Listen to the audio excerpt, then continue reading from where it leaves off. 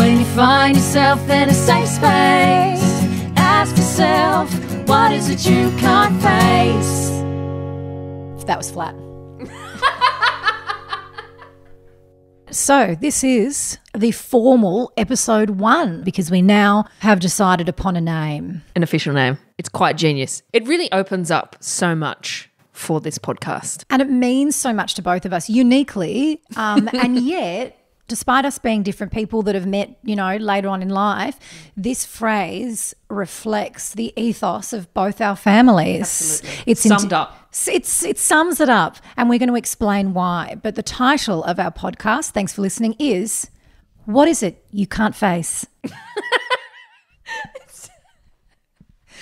Do you want to explain why it's important to you first or me? I feel like you have a better explanation of this. Okay, so my family is a musical theatre loving family. I was taken to musicals from when I was a little kid. Same. And The Sound of Music must have been the most preeminent, most important, pivotal musical movie. It was the musical only movie of my generation. We watched it. I can't even tell you. My mum. This explains how much we love it. My mum has actually played the DVD on the TV and set up a tripod 3 metres back to film the TV of the DVD in case the DVD gets lost or broken. Well, I'll trump you with that, where my whole family went to Salzburg, well, me, my mum and my dad, so that we could recreate one of the actual scenes from The Sound of Music and create a video of us. But obviously the Von Trapps were a family that we all modelled our lives on. For those who have never watched The Sound of the Music, what relevance does What Is It You Can't Face have to do with The Sound of Music? Well, Sister Mary Mother Teresa, or whatever her name is, says to Maria, this wayward woman who thinks that she wants to join the convent and the church, and realises eventually that her life is with this incredible man and his children. She's troubled, and in this pivotal line in the film, Climb Every Mountain. She's about to launch into that song. Yeah, I do believe. Yeah. It's a really good question that you should always ask someone in a time of need if they're confused, if they're feeling lost. What is it you can't face, Maria? I couldn't stay. I knew that here I'd be away from it. I'd be safe. Maria, our abbey is not to be used as an escape. What is it you can't face, can't face, can't face, can't face? Truly, look into yourself and ask yourself, what is it you face? can't face? And this podcast is an opportunity for certainly Dara and I to consider, chat and resolve things that we can't face, like office fuckwits, sibling rivalry. Just family dynamics. Odd things that go through our heads. The future of what our lives are going to be. We just can't face that. Why we're not famous already and on Broadway. Yeah. Why we have to still do normal things that all you guys have to do. So really, the title is so wonderful. Isn't it? And look, as a little segue, our initial thought was we'd call it See You Next Tuesday for obvious reasons. Yeah. Turns out someone's taken that. Exactly. So What Is It You Can't Face is our podcast title, and we're excited to share all of these odd stories, musings. Nothing makes sense, nothing's connected, there's no rhyme or reason, there's no common motif. No, we're just going to have nothing. segments that feel like they're going to be recurring segments, but probably not. Yeah, if we find them funny once, great. If we don't, we cut them. Don't expect them next week. If you've got any feedback, positive only, send it through to our Instagram page that we'll set up shortly. Exactly. So first on the agenda is mothers, which is obviously it's always a funny subject. Rich area. It's a very rich area, and I wanted to bring this up first because, Dara, you are a gay woman. Exactly. And I find it very funny to hear the stories about how your mum tries to understand this. Connect with your sexuality with reference to pop culture. Yes. Well, it turns out that Ellen and Portia serve as the archetypes of all gay women. Which, so sorry to interrupt, but this is hysterical because Dara has short proxy blonde hair in a gorgeous hairstyle. And when she arrived with this new hairstyle, we were walking down Sydney Road and a homeless man approached us and said, "You look like that famous Australian From Channel 9 or something. Yes, wasn't it? and It was a I'm channel- thinking Jessica Rowe, like like short blonde, sort of quiff. Jessica And Rowe. then all of a sudden, I thought, who the only other person I know? And I burst out laughing with the word, do you mean Ellen? This man laughed so hard, he jumped on my back. It was a real moment. So there's a nice sort of connectivity there in that story. There is. But it just seems like the general population who don't have any kind of daily interaction with a gay kind of filter all of their understanding, especially with women, via Ellen and Portia. Well, I have a friend and her name is Ellen. Well, I know about the gays 'cause I watch Ellen. Well, I have a fine daughter and she is a gay, and I know all about her in every way because I watch Ellen.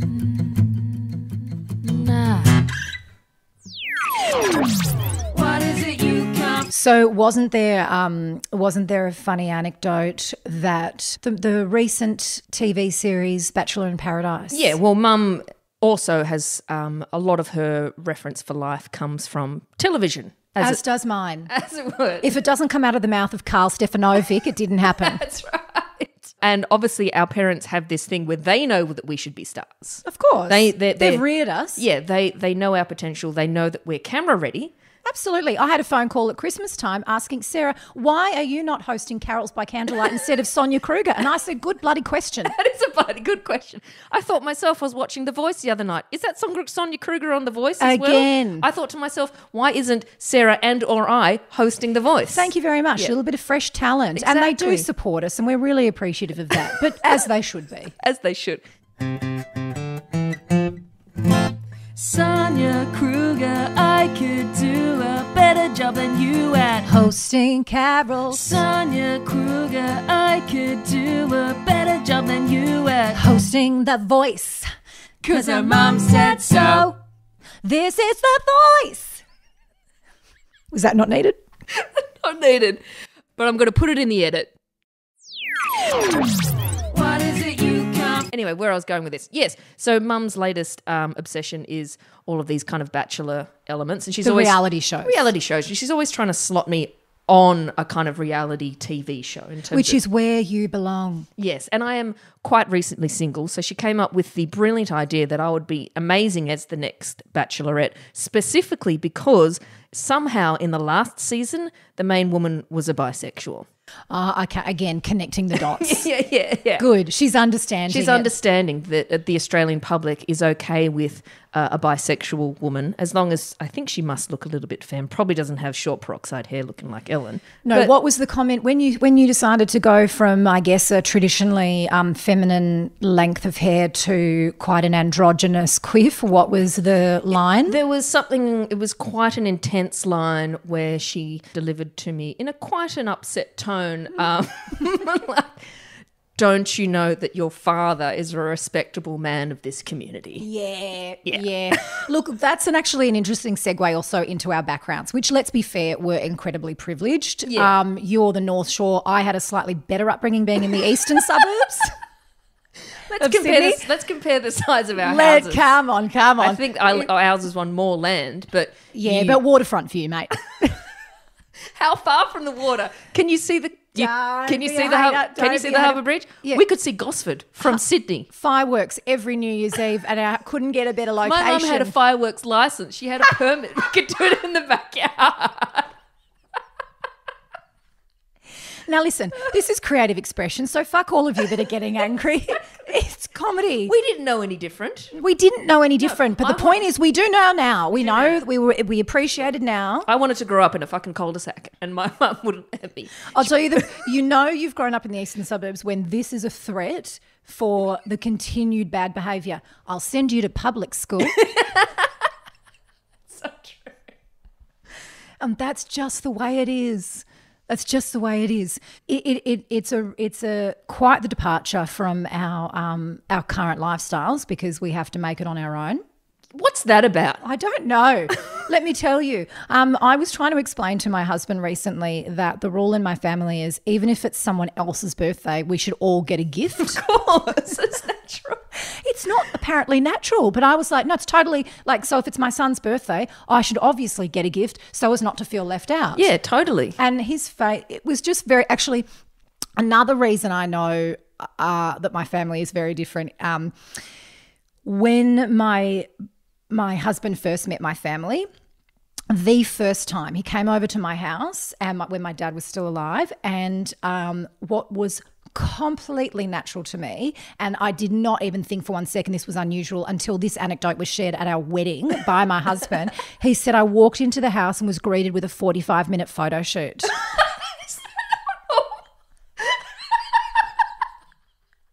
Of course you do. It's an occasion. Do you know what the occasion was? We were simply dressed up for dinner. And that is all it takes in my family to capture a moment, but a 45-minute photo shoot with different locations around the house.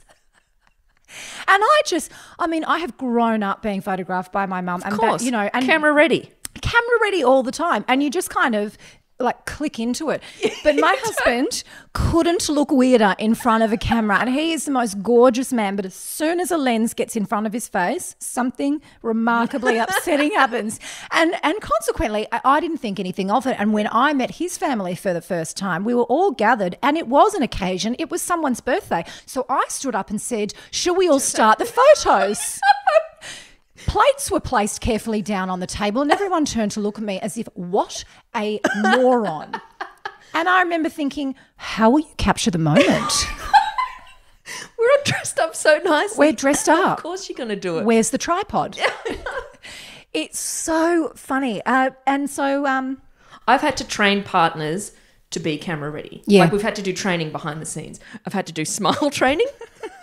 But explain pose training. Explain to the audience why it's particularly relevant in the Donnelly household. Right. So mum is an ex-model agent. So for 20 years of my life, I have had my mother being very, very active in the modelling world. So a typical day coming home from school, this was in the days before emails or anything, she used to get submissions from models who would want to become a model. So we'd come home of an afternoon, she would lay out all of the photos of the submissions for the day and she'd ask us to pick. So we'd be like, eyebrows, no, smile, no, skin, no, body shape, no. You can ask this one in for an interview. And we would kind of get the final thing. So again, I can imagine some of the files. And your mum was very strict, Very strict. And she had guidelines on her website. Or people would call up. Actually, it was quite funny because this is probably before websites. People would call up the landline, and there was a different landline going into the house because she had a home office.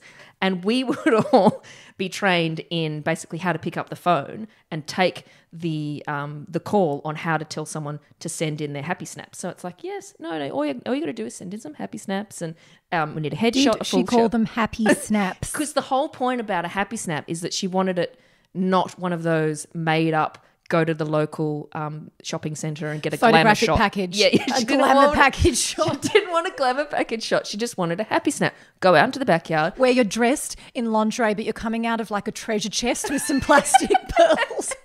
And there were plenty of those. Or people would cut themselves out of photos with other people, and send in basically a third of a photo or at their wedding. So they're all done up and they look nothing like they did, normally. Or it was mainly like that, actually. It was hysterical. But I guess getting back to smile training and everything, we have been taught how to be camera ready, pose ready. Specifically, the hashtag soft hands works really well in our family. Soft hands is such a Donnelly hashtag. Yeah. What does soft hands mean? So many people, when they're taking a photo, neglect how their hands look, and they're actually quite uptight about taking the photo, so they naturally kind of start to clench. I'm doing it now. Like a claw? Like a claw. Or a fist? Both. The claw and the fist.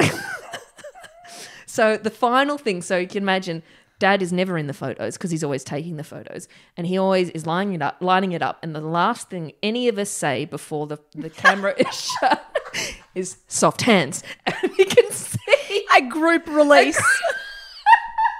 And it's such a specific instruction that you can see anyone who obviously hasn't done a Donnelly photo shoot before immediately goes, And it just relaxes them from their soul. Soft hands, let them drape right down across your body. Your stance, you'll be ruined by a tight fist, baby. In advance, do a practice pose with everybody.